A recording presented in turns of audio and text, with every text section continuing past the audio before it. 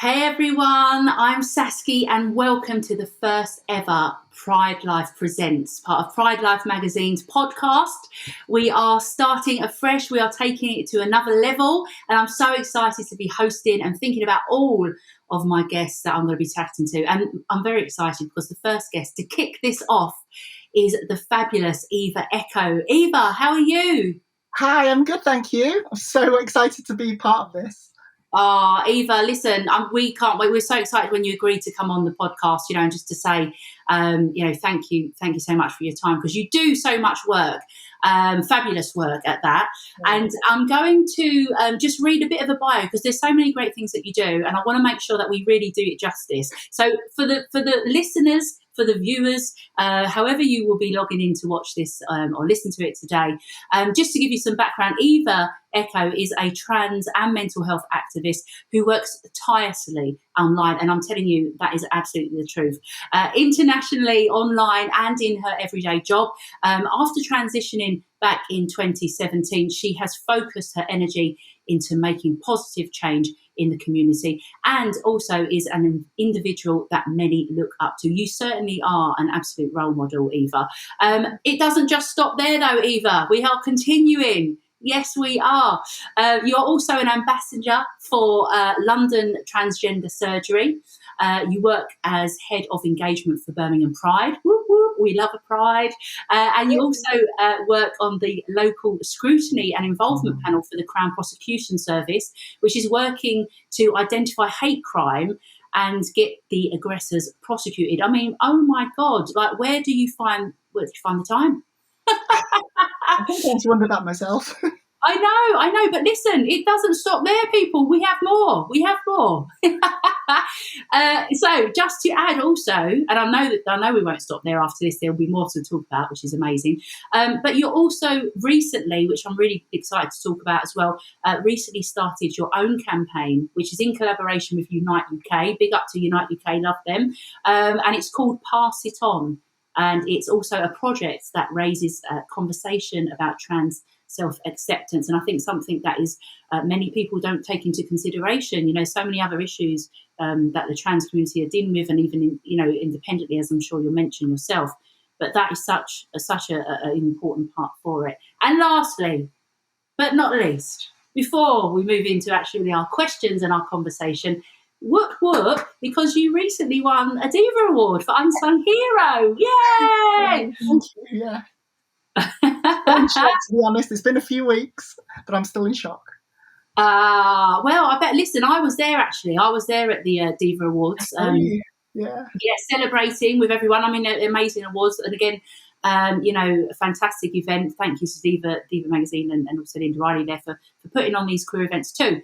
The thing I wanted to mention as well is just taking into consideration Unsung Hero, the amount of work that you do. It was entirely deserved. Your acceptance speech, it just showed how humble you are, and you were. Or was it the wine, Eva? Who knows? But it did. Just very quickly before I move into that, accepting that award and receiving that, how did that feel for you?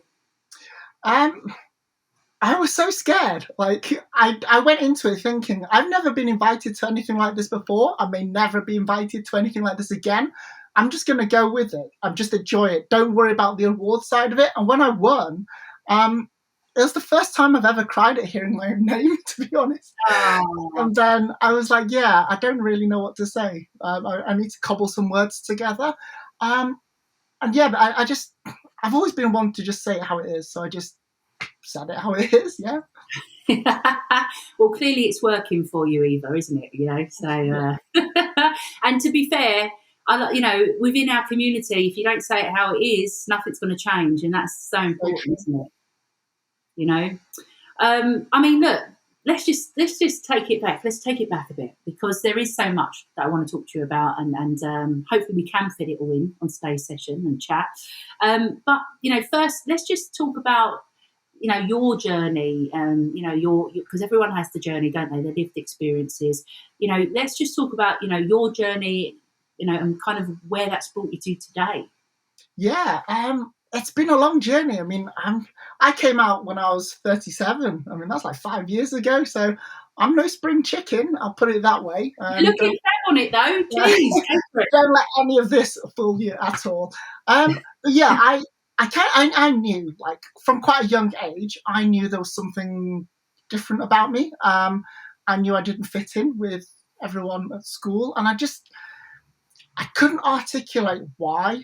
I just knew that, I wasn't supposed to be a boy. That's the only way I could describe it. And yeah, I mean, that's around the time that most kids are kind of starting to become self-aware. So for me, that was quite an awakening sort of moment.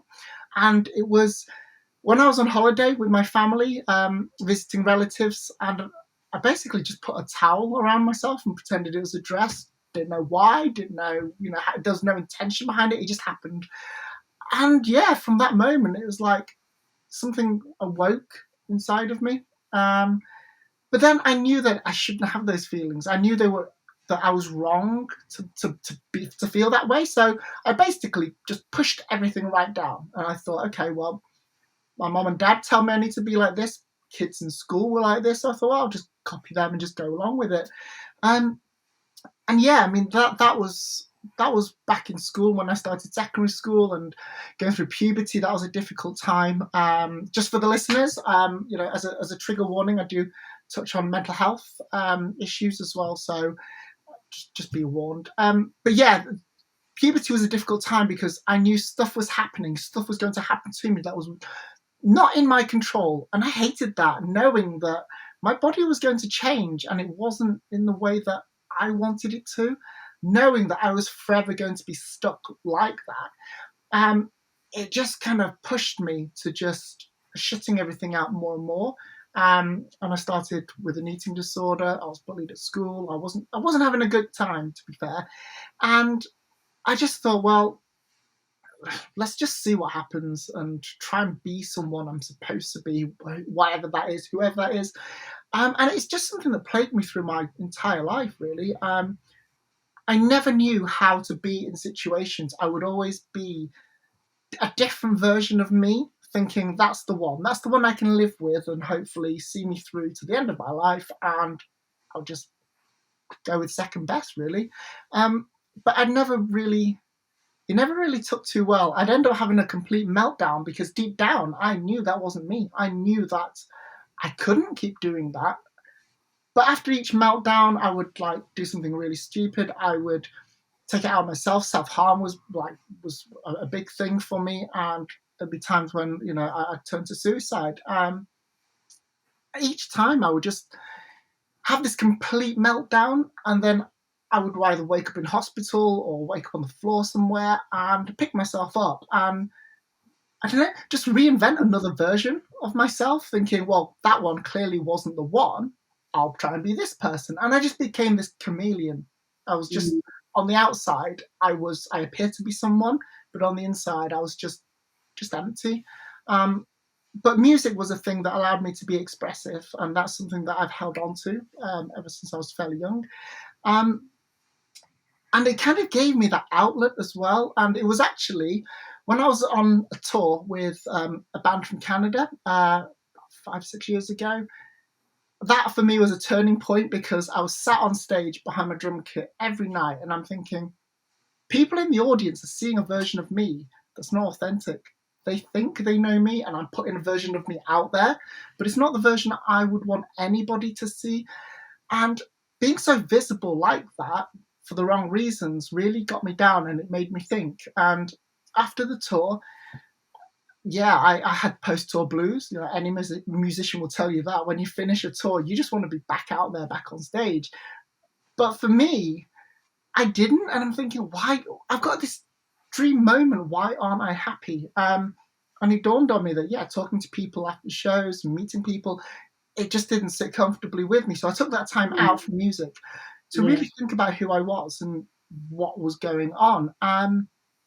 Had another few meltdowns along the way, and I basically realized I have to come out. I'm trans. I can't push this down, any longer because it was bubbling over. It was at the point where I couldn't keep pushing all this down. I couldn't keep waking up on a floor somewhere or having loved ones worried about me. So I knew that if I didn't do something there and then, my last the next meltdown would be my last one. Yeah. And I came out and I thought, what have I got to lose? Why not? I've tried everything else. Maybe this is the solution. This is the one thing. I came out and I've never looked back. It's been a journey full of ups and downs. It's been so difficult, but it's been rewarding because not only have I come out and acknowledged who I am, I found family, a chosen family, because being someone who's never really got on with a biological family, I mean, we have no contact anymore, and it's been that way for a while. Having a chosen family and just being accepted into a part of something much bigger than me, it just felt amazing. And that's a lot of that has been a driving force behind me wanting to give back to this chosen family, wanting to help others, seeing the social injustice, seeing all the troubles that we go through, knowing that what I've gone through for most of my life and how it's taken a toll on its mental health. I wouldn't want the next generation or the generation after that to go through anything like that. If I can change it, if I can chip away, if I can help in any way, count me in. I'm all for it. Yeah. No, listen, and I appreciate you sharing that with me because, and everyone, who be listening today, because I know that it's not an easy journey. I mean, I'm part of the queer community myself. I'm an out and proud lesbian. I also am a trans inclusion trainer with Mermaids as well as others. So I know working with young people and adults that unfortunately this is very much a very common kind of journey for many people, isn't it? Obviously, everyone's lived experience will be individual and personal to them, but there is definitely so many crossovers, unfortunately.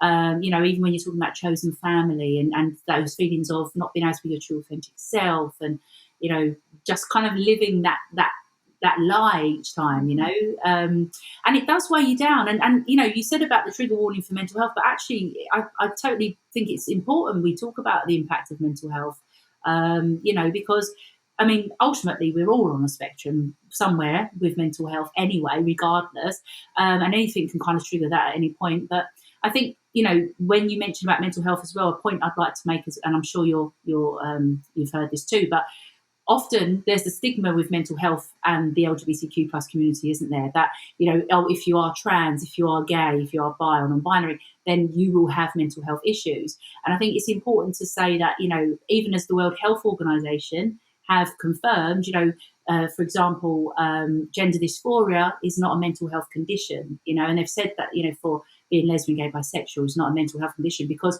often I think people, even though we do have high rates of mental health within our community, it's not because of our sexual orientation or gender identity. It's the impact of the journey. It's the impact of not, homophobia, biphobia, transphobia, being told you're wrong, having to hide who you are.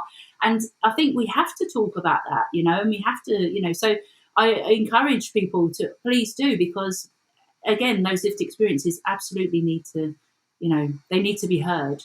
Absolutely. I mean, we've recently had Mental Health Awareness Week. It's it's something that it shouldn't just be confined to that week. It's 24/7, 365 days a year, in the same way that we're queer all year. So, it goes hand in hand. And what you're saying, is completely right. We suffer from mental health issues as a result of not being accepted, not being able to be who we are, being told that we have to be a certain way, and trying to be squashed into a box that won't ever fit into. And that mental health trauma stays with us for life, and we need to discuss it. We need to say, it's part and parcel of it. Like everyone, even outside of the community, everyone suffers from mental health issues at any point in their life, and it's incredibly common. But we also have to recognize that those from minority groups will experience, an increased amount because of various intersections, because of who they are. Yeah, absolutely. And again, this is why we have to have these conversations, isn't it?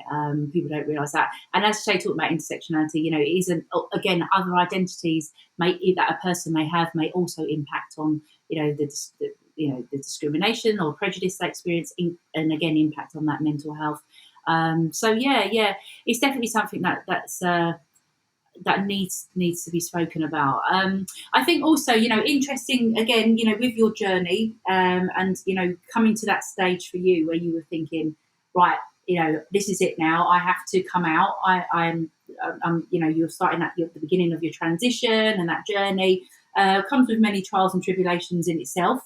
Thinking about kind of where you're at now, what would you say maybe have been some of those highlights kind of throughout that journey? Because now, before actually you answer that, Eva, think about this. The drummer on the stage that time, in Canada, now you are Eva Echo, winning awards, you're an activist, campaigner, you're getting all this recognition. Did you ever think that this would be the situation? Did you ever think we'd be sitting here chatting today, Eva? Not at all. I mean, to be fair, I never thought I would ever have the chance to come out. I always put an expiry date on myself and thought, okay, if I hit that, I hit that. So yeah, anything beyond that now is a bonus, and I'm really, really grateful for that. And because of the experiences I've been through, because of the struggles and everything I've also put myself through, I've learned to appreciate and to grasp each day and make the most of it. I know it sounds so cheesy, but it's true. It's true. I'm with you. It is true. You have to. And when you go through such traumatic times, it does make you open your eyes and think, bloody hell, this is it now. I've got to appreciate it. So go on. Sorry, go for it. I'm with you. It really is like, coming out, this weight was lifted from my shoulders, and I thought, for the first time, I can see a future for myself. I can actually look forward to stuff. So yeah, it's been such an amazing journey, overall. And yeah, definitely never thought I'd be doing anything like this. To be quite honest with you, when I first came out, I mean, even before I came out, I started writing a blog just to externalize my thoughts. And naively, I thought, no one's going to read a blog online. There are millions of blogs. Who's going to read mine? And people did, unfortunately. So... And that's allowed me to connect with so many more people. And it's made me realize, we all have this shared struggle, this fight that we all are part of, whether we want to or not. And I just thought, okay, well, I'll just have a dabble. Let's just see what happens. I'll help out where I can. And then I'll just go back to enjoying my life. But then, I'll tell you what, I'm a stubborn person, and I'm too stubborn to let hate win. I'm too stubborn to just let something go thinking maybe it'll happen. So I've stuck with it and thought, you know what, no, I need to see this through. And I might not see this change in my own lifetime, but I need to make sure of this. So here I am, years later, still going, and I enjoy it. I enjoy trying to, be an agitator, trying to challenge and push back against things. I see the world in a very different way, and I've known that from a very young age, that I see it through a very intersectional lens. But the way my brain works and thinks about situations, I'm always one who's thought out from outside of the box. So being able to offer that insight and be able to push people in various ways, I actually enjoy, because I know that that's where change comes from, being able to share that. So I'm happy to keep going, definitely. And we want you to keep going, Eva. Please keep going. Don't ever stop. Well, I say don't ever stop. Obviously, we want to bloody stop, don't we? You know what I mean? Like, we don't. The idea is we all do this work, so it does stop. But we have to continue the greatness, and your greatness in that as well is really clearly, impacting and changing lives. So I hope that you do at least take that on board for yourself. You're obviously a very humble person, but know that, even though, like, as you said in your speech, I remember you said, no, we don't do this kind of work waiting for people to, to say, congratulate us on the great work we're doing, but it's about, just doing it for the love of that as well. You want to make that change. Yeah, I never thought I'd be this visible. I knew that a certain element of visibility will come with coming out, because you can't be trans and not be visible, really. It's not like, sexuality where people can't really tell just by looking at you. To go from one extreme to the other, it's like you have to do that, and you have to say, this is me, I am here. And I thought that would be it. I never thought I'd be visible in such a big way. And a few days ago, someone actually spotted me, and I still walk around with a face mask on sometimes, because for me it's safety. I don't want to be outed. I don't want people to go, oh, it's a trans person, and start having a go. So for me, it's a shield. It's an element of safety. But someone recognised me, even though I had a face mask on, and they asked, are you Eva? Are you Eva Echo? And in my inside, I'm like, oh no, what do I say? Do I owe you money? I don't know. I've always answered it with why. Very tentative. Why?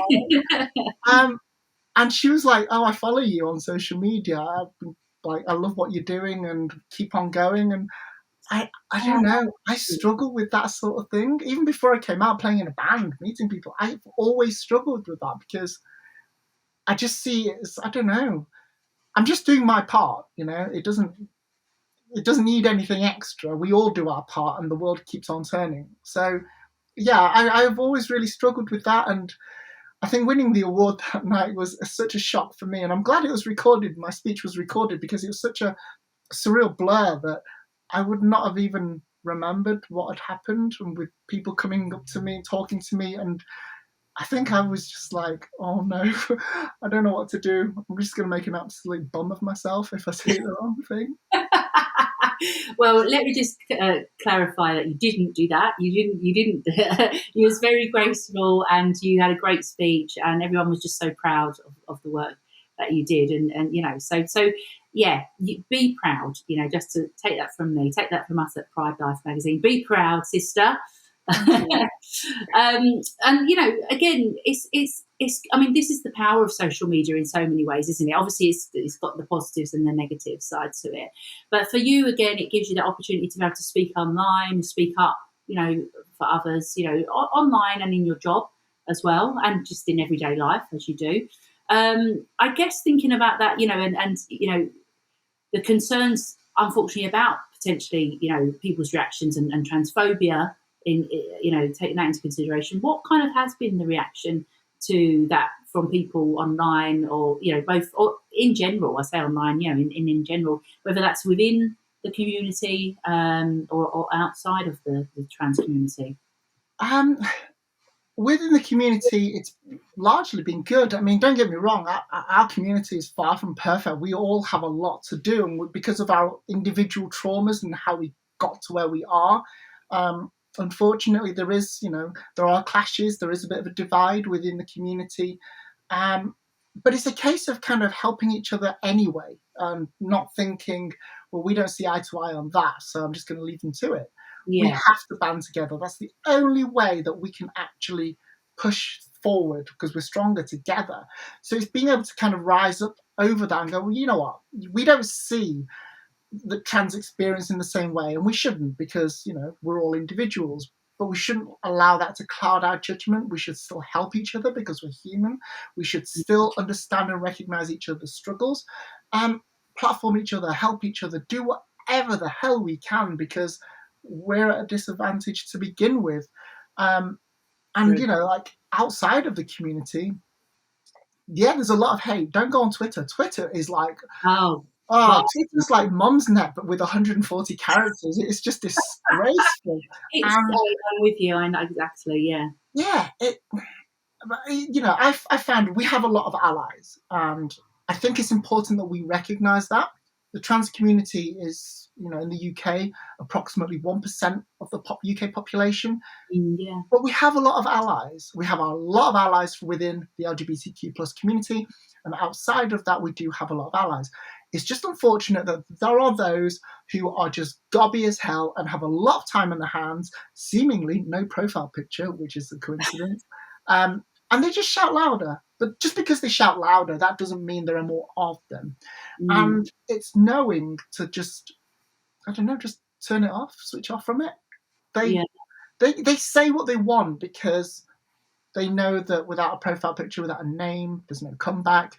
But let's face it, these people aren't saying this to be challenged. They're not saying this so that they can be educated. They don't want to be educated. They're more stubborn than I am. So they just want to get out there and cause hurt. And it's recognizing that there is no point wasting your energy on those people. There's no point even engaging. Just ignore it. And if anything, they want a rise out of you. So don't. If you just ignore them completely, that actually winds them up because you're not taking the bait. it's a case of picking and choosing your battles. Knowing where you can do good. Where we all have a platform, we all have a privilege, and it's knowing what ours is individually and utilizing that. That's where we can have the most benefit.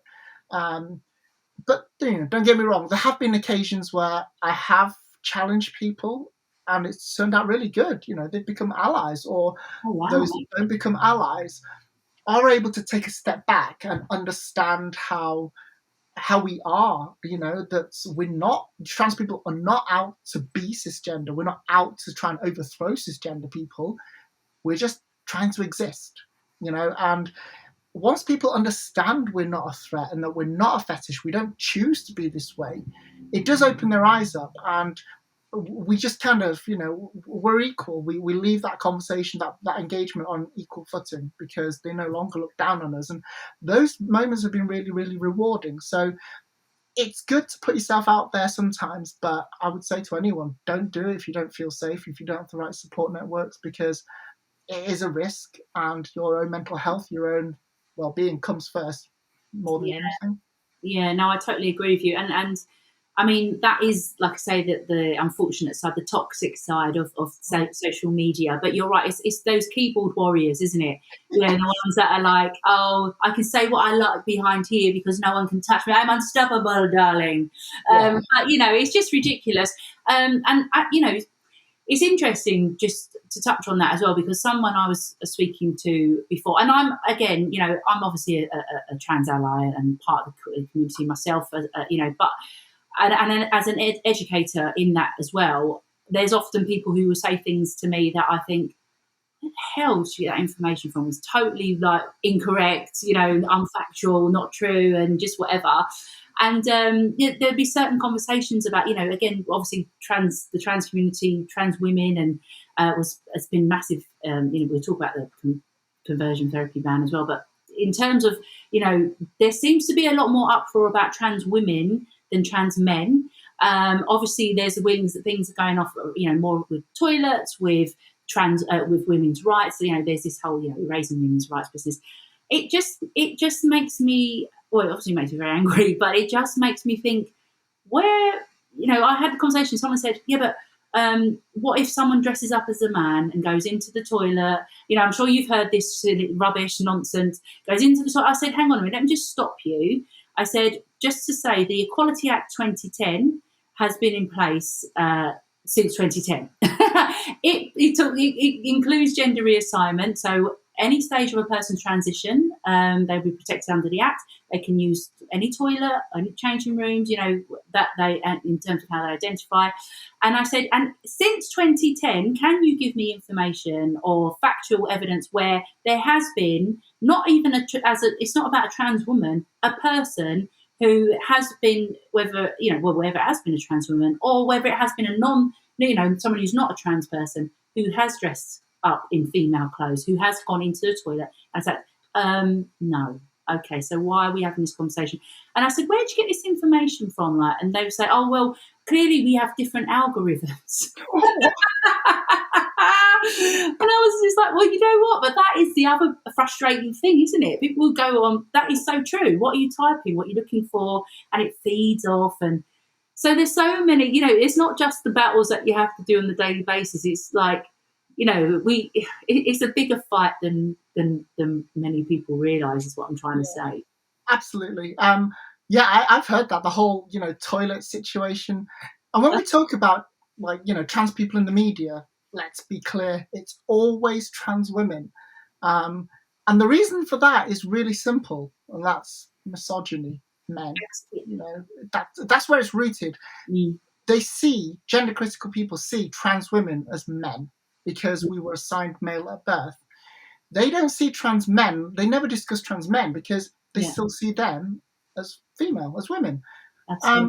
So, this whole narrative of, it's a danger, trans women trying to erase us, trying to take over. We're just trying to pee, Let's not even try and disguise it. We just want to pee. We just want to go. And if anything, the trans women in women's toilets, we're probably more scared of a potential situation, embarrassment, being spotted than anything. We, you know, a toilet door sign is not going to stop you. During COVID, when all shops and like public places have arrows marking where you should stand in terms of distance, which direction, there was always an in and an out. Did people follow that? No. I don't think a sign on a toilet door is going to stop a rapist. They're not going to be like, you know what? No, that's not me. I better not do that here. It's not going to stop them at all. And we need to just get real to that, wake up to that. It's just fear mongering at the end of the day. And it's all rooted in this idea that men are trying to take over. And I get that, you know, that is a very valid fear, because it's always been a man's world. And, you know, men are seen as physically stronger. Men can do this better. Look at the gender pay gap. Men get paid more. Men have the board positions. So, yes, I get that. But trans women aren't doing this to switch sides for some sort of advantage. Toxic masculinity is not going to allow a man to transition to you know, and claim to be transgender just so they can win a race. That a toxic masculinity within them will not allow that. No. So let's be realistic. It's fear-mongering. It's a narrative put out there with the sole purpose of erasing us so that we're no longer this perceived threat. And the problem is, you know, they don't realize that trans people have been around for hundreds of years. And we only have to look at, you know, other cultures that have been, you know, more than two genders. It's just through colonialism or whitewashing through our history that the Western world has become a lot more binary as time's gone on. Everything's black and white, everything's man, woman, and yes or no. And our brains are no longer able to comprehend more than those two choices. But we exist. We've always been here, and we're not going anywhere. So stop with the fear-mongering, stop with the toilet stories, and let's just get on with it. I know. I couldn't agree with you more. I mean, it's part of, you know, heteronormativity, isn't it? And that kind of assumption around where we're just being male or female, and you know, and also people who are just heterosexual straight. When obviously, like you say, we know everyone identifies that way. But I think you've given me an idea. I could make quite a lot of money on this now, because I think the hashtag T-shirt line should say, "We just want to pee," for the trans community. Fantastic. I'll just take a small percentage and let's go. Even though everyone who's watching and listening, you know, obviously, you know, Eva said it, but it was my idea, okay? Let's do this. Okay, we'll go 50-50. I'm in it. But it is true. We just want to bloody pee. Come on, you know. So it's ridiculous. But and it's all because of a label. You know, we're a society that has learned that labels are harmful. We need to move away from labels. But the worst label you could ever give to someone is when they have literally just been born. A doctor assigns male or female, and then you carry that for the rest of your life. And someone basically decides that your gender is going to match this because that's how it's always been done. We follow these unwritten rules, and let's just go for it. You know, that's just how it is. It's always been like that. Not broken, don't fix it. But who said it wasn't ever broken from day one? So we need to push beyond those labels. And I always think, instead of male or female, if we were simply assigned a code instead, based on, I don't know, our parents and whereabouts we were born, if we tried to change that code and the letters or the numbers within that code, would there be this uproar? And I don't think there would be, because it's not so definite, isn't it? But change, you know, something like that, if we're able to move away from that, why can't we move away from this?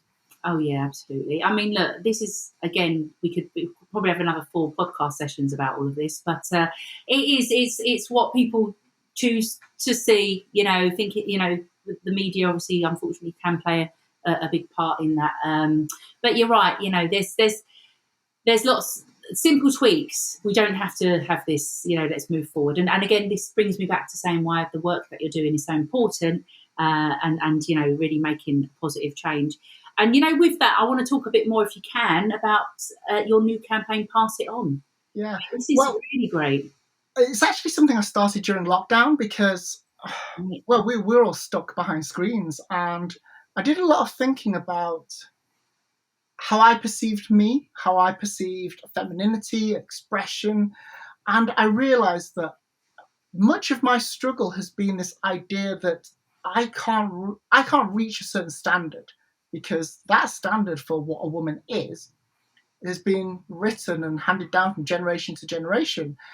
So Mm. I'm thinking, why can't we just change that? We don't even have to change it. We just broaden the definition and make it more inclusive. And I realized that it was having such a negative impact on the trans community. We have these image standards to live up to, but they are cisgender image standards, Mm. um, which is ironic because, like, for example, cisgender women have spent years moving away from a typical hourglass figure and certain image standards. Yeah. Yet trans women come out and it's like, hey, I'm going to be the next top model. Like, what? Why? Why are we holding ourselves to that sort of standard? Why are we being held to that sort of standard? So it was centered around this idea of passing, which for trans people is being perceived to be cisgender. Mm. And that's it. It's just a perception. Yes, it helps because it allows us to get from A to B with relative safety. We don't get singled out. We don't get picked on. There's no fear of violence or assault or anything like that.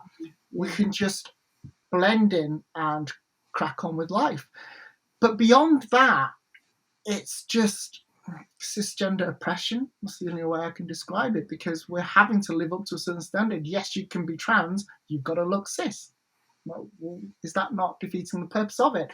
And within the community as well, I noticed that there are those without much of a platform, without a voice, who were getting left behind. And that's not fair, because it's all down to privilege. Transitioning is down to privilege and a great set of genes.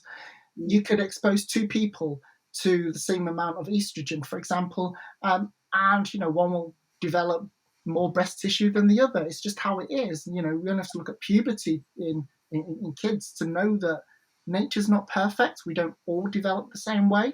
So those that don't pass as well, or aren't able to financially for whatever reason, they don't get seen. They might have a great message on their social media, but nobody listens to them if they don't have a blue tick, or they might not fulfill a certain visual identity that is expected of them.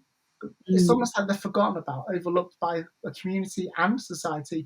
So I created this campaign to kind of highlight that, to push back against, why are we holding ourselves and why are we allowing cisgender standards to be our definition, how we need to see ourselves? Why can't we just be us and express ourselves the way we want to? And it kind of got me thinking a lot more, and I moved beyond that, and I'm thinking, well, media doesn't help. The media could be a great ally. It can really help to get trans people out there and normalize who we are, and in doing so, we'd be more accepted.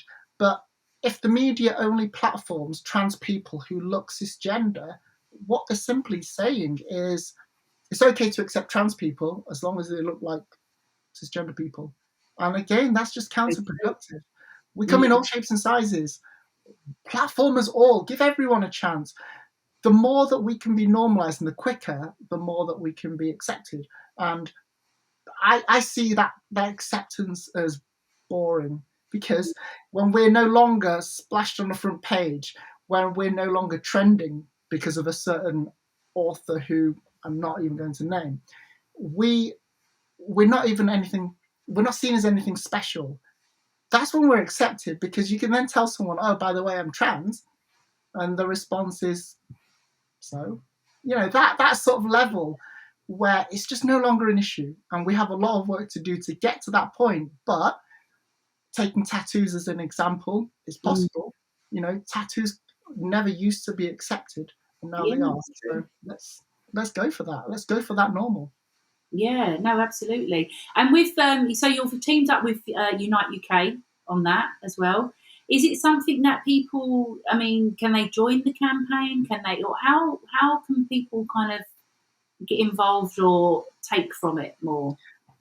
It started off as like just a month-long campaign, and I've just thought, well, why put an end date on that? If anyone wants to say anything, if anyone wants to use that platform, if they've got any, want to do a post and for it to appear on there, get in touch. It's that simple. It's not a platform for me to share, specific things. If other people have an idea on passing, or they have any sort of comments or thoughts on how trans people fit into society, or what they think the media can do more of to help us, then get in touch. And if you want to use the platform, by all means, it's there for people to express their thoughts if they don't have visibility, or they feel that they don't have that platform.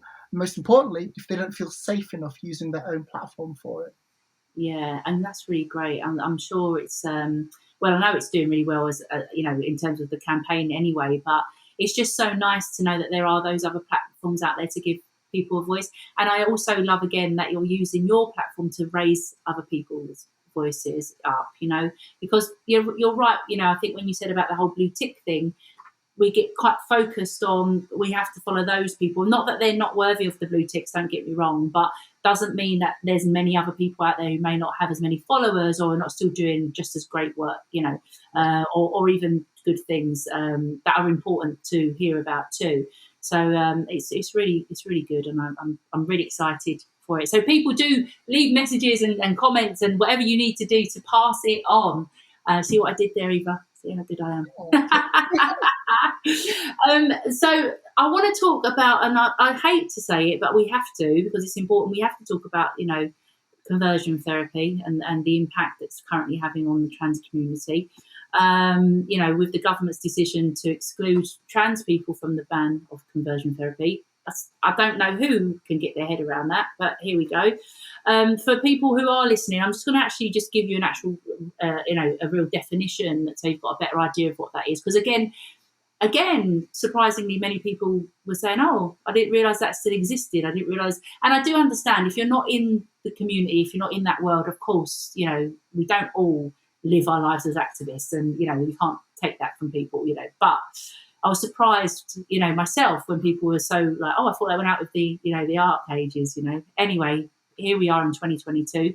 So for those listeners, just so you have an awareness, it's so-called conversion therapy is the practice that attempts to suppress or change someone's sexuality or gender identity, which can be incredibly harmful to the individual and often uses psychological and physical abuse.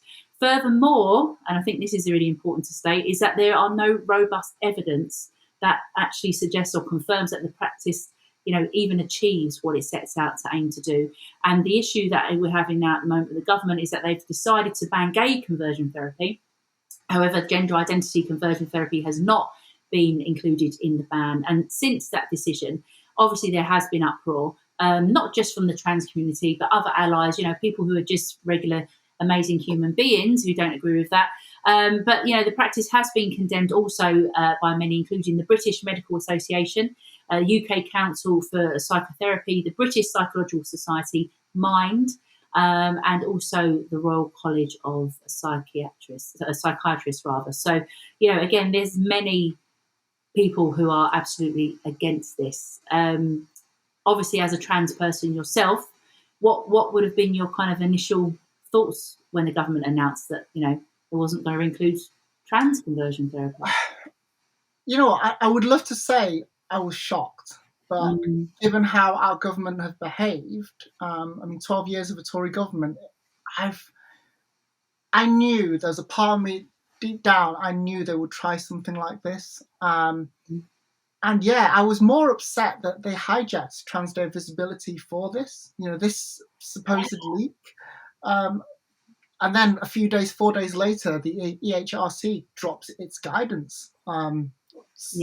Guidance on single-sex spaces and things like that. And it's just felt like one punch after another. We can't even have a day where we can raise awareness, celebrate each other and how far we've come. We are constantly fighting. And, the government is supposed to be there to help us, to protect us, and to be excluded as a group. It's like the government are basically saying, you don't matter. And it's so dangerous as well because, like you said, Gay conversion therapy, oh no, that's disgraceful.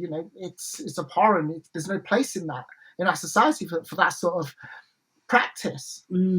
Trans people, oh yeah, go for it. And they're basically saying there is something inherently wrong with trans people. They can be fixed.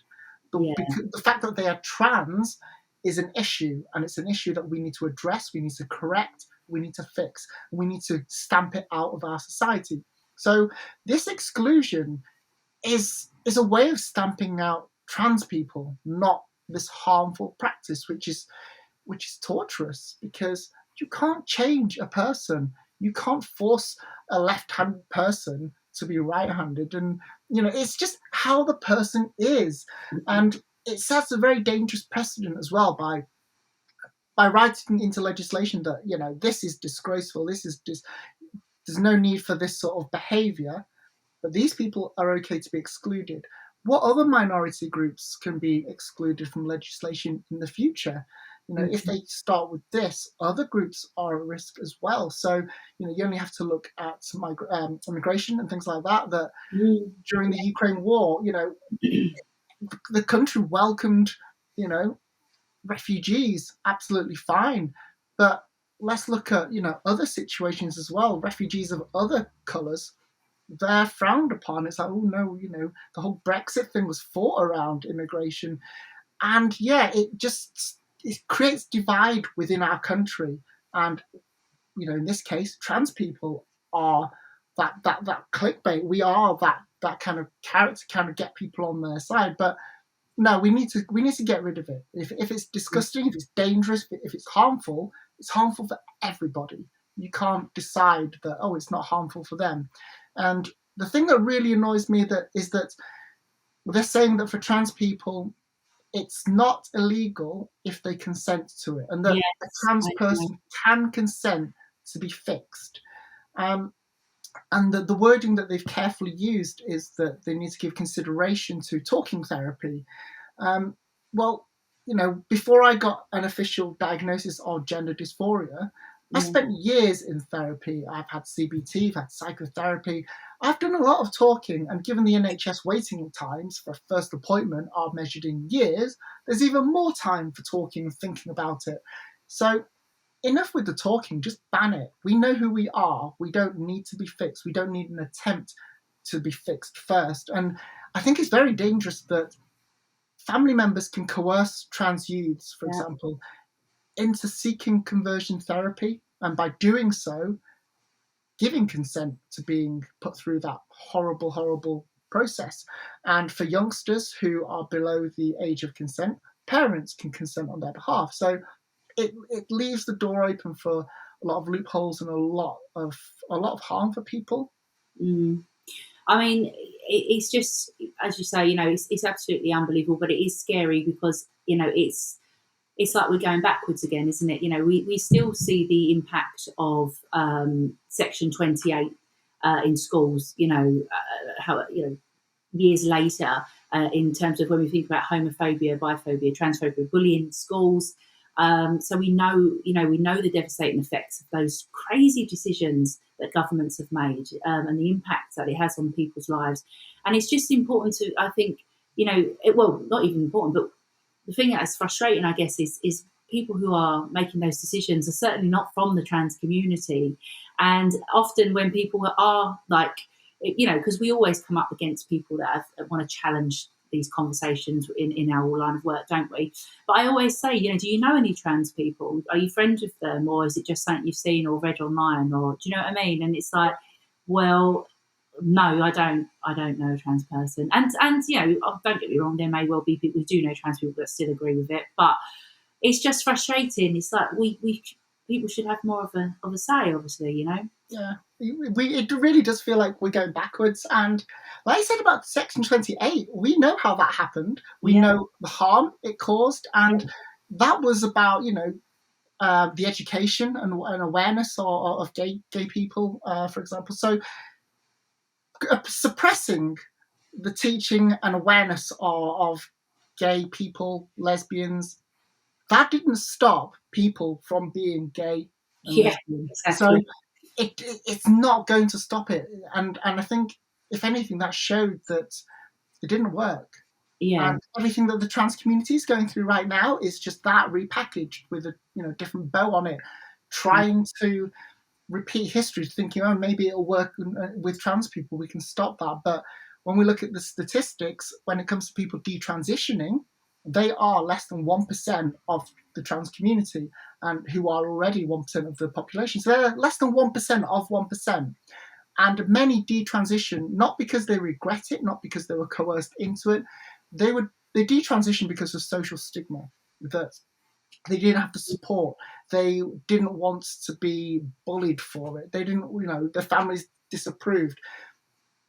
Quite a lot of them then go on to retransition later on in life. So it's not something that can be fixed. And the government just needs to recognize that. Talk to trans people, talk to families of trans people, talk to allies. Don't talk to and stop listening to those gender critics who haven't got a damn clue about trans people.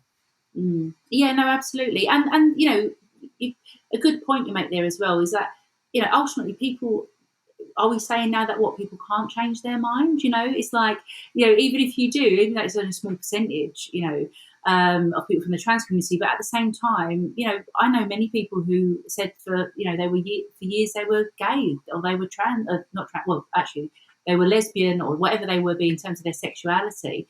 And then now they're in, heterosexual relationships, married, kids, and so it's like, well, hang on a minute, you already said, you said that was how but that's just it, isn't it? What are we saying now? People can't change their mind, or people haven't got that right to go on that journey. We're all somewhere. Some of us are fixed, some of us may be fluid, and some of us can change or may change at a later stage in our lives, and that's perfectly okay.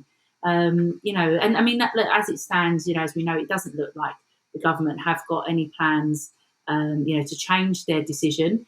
Do you think? I know we've kind of covered it a bit, but do you think there's any reasons in particular, from the government side in terms of this, lack of action towards trans conversion therapy?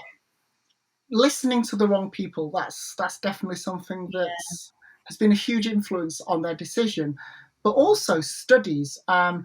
It's all based on fear. And the thing is, nobody knows why gender dysphoria exists. Nobody knows why there are trans people. So we need more awareness, and we need more, we need to break open the studies and actually look at gender dysphoria to gain a real understanding of that. And yes, it's great that the World Health Organization declassified it 2 years ago as no longer being a mental health issue. It's now seen as a medical issue. So let's look at it from a medical point of view. There have been a few studies out there that have been quite compelling, but nothing concrete. And the one that always springs to mind is a team looked at brain activity, and they looked at the brain activity of trans women and found that it was virtually the same as the brain activity of a cisgender woman, and the same with a cisgender man and a trans man. So, those are the beginnings of understanding the mind and how it works. And also looking at things like hormonal imbalance, because another study suggests that a huge influx of hormones at embryo stage causes the body to develop one way and the brain to develop another way. So there are, these things floating around, nothing concrete, but why not carry on? Why not find that understanding, commit to doing more work and more research in that area, so that we can finally put the issues to bed and say, you know what, trans women are women, and here is the reason why. We might not ever get that, but to say that they've actually tried means a lot more, because it shows they're willing to do what they can to understand us. And with so little, facts out there, we need as much people helping to push the message and to help people understand us as possible. Yeah, no, it's so true. And actually, I mean, I know why, but again, there's no research going on to say why are people cisgender, why are people straight, so it's like, ultimately, are trans people running around as crazed criminals? No. Do you know what I mean? It's like, what is this? I mean, look, again, we know it's all about, scaremongering, propaganda, and everything else on that line. But but it is important again to think about. You talked about a lot about young people as well and the impact on young people, especially with the dangers of the impact of that ban. I guess there'll be trans kids in schools that are probably already being bullied. That other kids would have heard that about the ban, and that would just have an even more of a negative impact on their daily lives. And people don't realise, you talked about mental health as well. They don't realise how much this really impacts, not just on young LGBTQ plus people, like all of this type of bullying and the negative attention, but it really does have the impact on mental health there as well. Do you think, what would you sort of think would be important, or why do you think it's especially dangerous for young trans people yourself? Because when I was younger, I thought I could be fixed. I thought there was something wrong with me because I couldn't be like everybody around me. And I subscribed to this notion that we're all the same. We behave the same way. You're all boys are supposed to be like blue, or girls are supposed to like pink, and all that I now recognize as utter crap. It's just rubbish. And at that stage in our lives, it's the beginning of who we are as we find our place and our identities.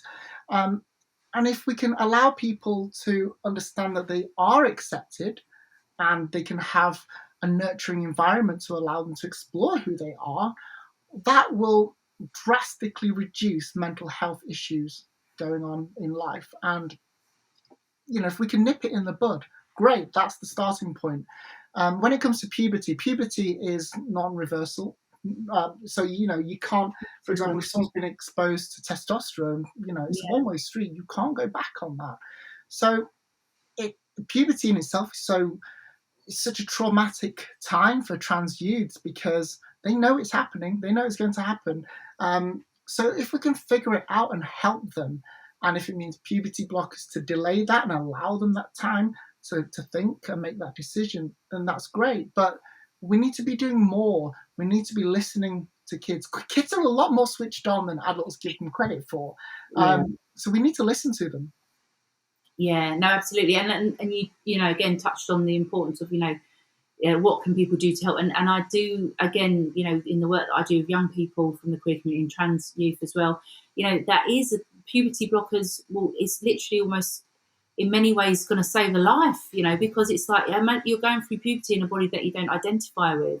And, for, trans boys having to go through periods every month, trans girls, facial hair and their bodies are changing, like you say, and you don't have control over that, but yet someone is making that decision for you as to say, well, it's sorry, but this is just how it is. And, again, this is that long-term negative impact that it has, and it really doesn't have to kind of be that way, does it? So I mean, what do you think? I mean, how do you think the news will kind of impact those young people's experiences as well? Do you think? I know we've talked about the length and the impacts physically, but I guess this stuff has an impact also on your life in terms of your career, your future. Like, what do you do? Because you've constantly had all these barriers, and you're told no, you're wrong. It's just a blockade against them, isn't it? Yeah, we've had to fight for everything that we have now as, for example, as trans adults. We've had to really prove ourselves, and we shouldn't have to do that. We're all equal. And when it comes to trans youths, we need to say to them, look, let's do this together. We'll support you.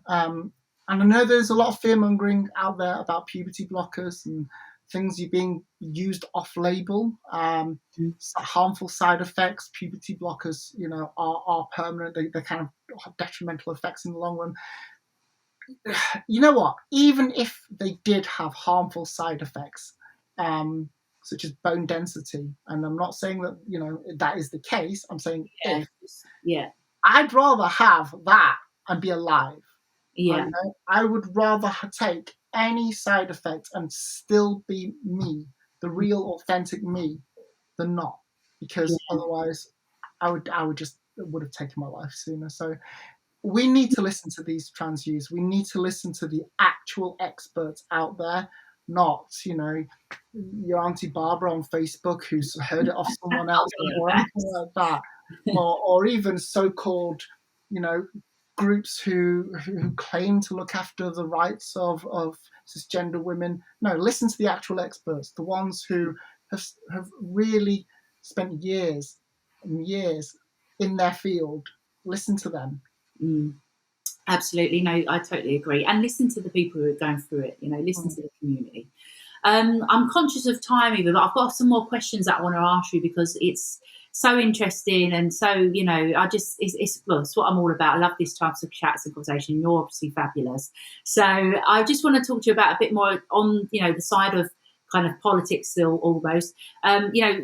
Your work around, your campaign work around, with the NHS and the High Court legal challenge against the NHS England. Do you want to just quickly tell us a bit more about that?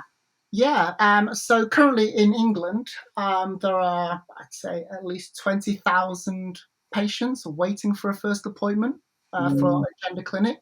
Yeah. NHS legislation states that from the moment a GP refers you, you should have your first appointment within 18 weeks.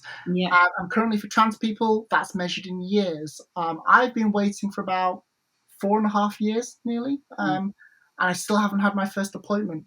And even when I get my first appointment, I have to be assessed. I've had to, then go through various independent assessments in order for someone to say, yes, you are trans, you may now proceed to treatment.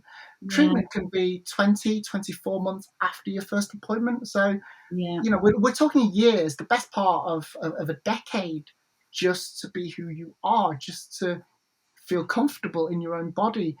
And that delay is also affecting trans youths as well, because they have a limited window when it comes to accessing puberty blockers and for them to be effective. And currently the NHS delays and waiting times to get a first appointment mean that we are causing them to feel distressed because they're missing that important window for puberty blockers to be effective. So I got involved with a campaign and legal action working with the Good Law Project and 3 other claimants, taking the NHS England to the High Court for a judicial review. What they're doing and allowing trans patients to wait so long without any support when no other area is really measured in years in this way. Not doing enough to support us is unlawful, and we're putting it for a High Court judge to kind of review it, basically. And we recently had our High Court case allowed in court, so we're just waiting for a hearing date now. So it's been fantastic, and given the background of the conversion therapy scenario, all the hate that we get in the media online, this is a huge step, a monumental step for the trans community, both adults and youths. So I'm hoping it comes across as positive for those that hear about it, that yes, you're waiting years now, but there are people working to actively challenge that and to actually do something about it. Listen, hats off to you again, because it's so. Again, people. This is part of what I would always talk about in my training as well.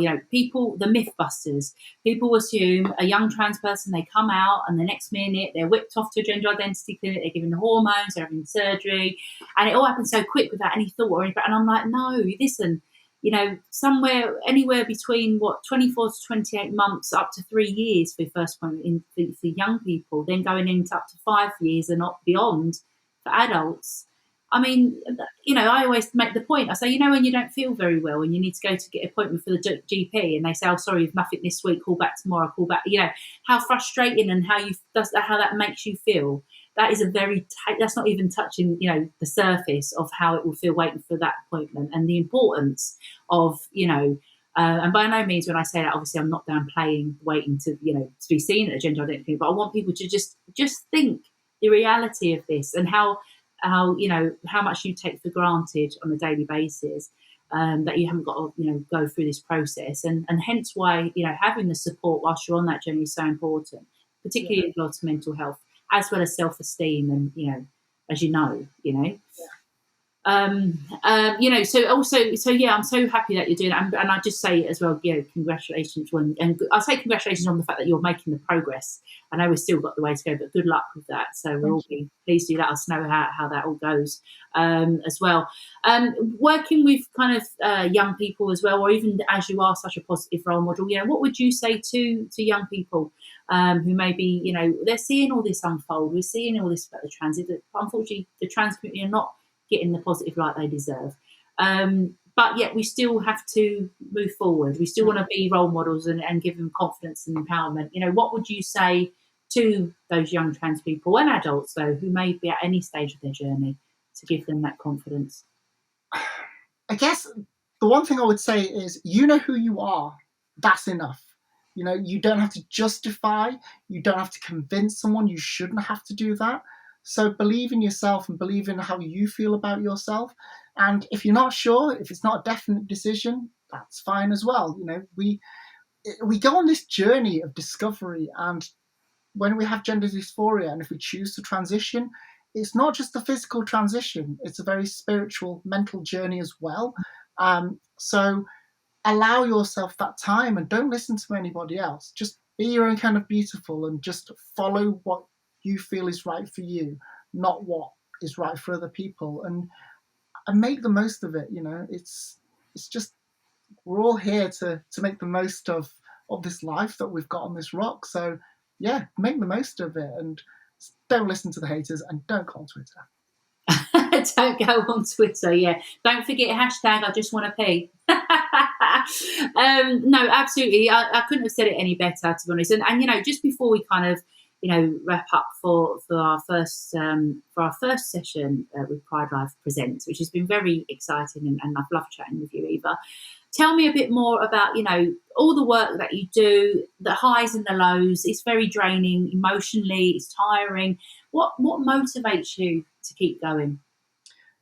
I think seeing little elements of change coming through, that is a huge motivator for me, because times when I get down, I see those little bits of change and I think it's happening. We've come a long way. In the time that I've been out, I've seen a huge shift on social media, for example. More trans people are being visible on social media. So we are heading in the right direction, and we just have to have faith that that will continue.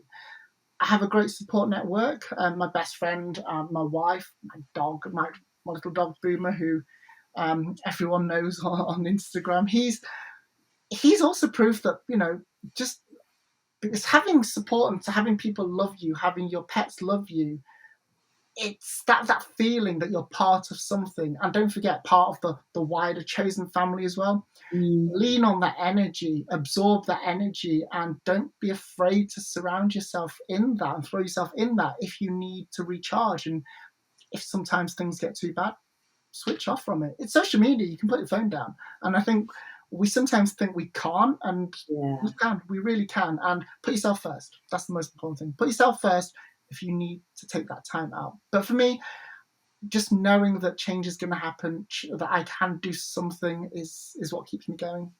Yeah, and listen, you better own it, girl, because you are doing so much and you are doing such amazing work, and just keep it up, And I know, as I say, we all work towards this day where we don't have to do this anymore, but in the meantime, just keep being that trailblazer, because you really are making a massive difference, within the trans community and outside of it. So I'm going to salute you.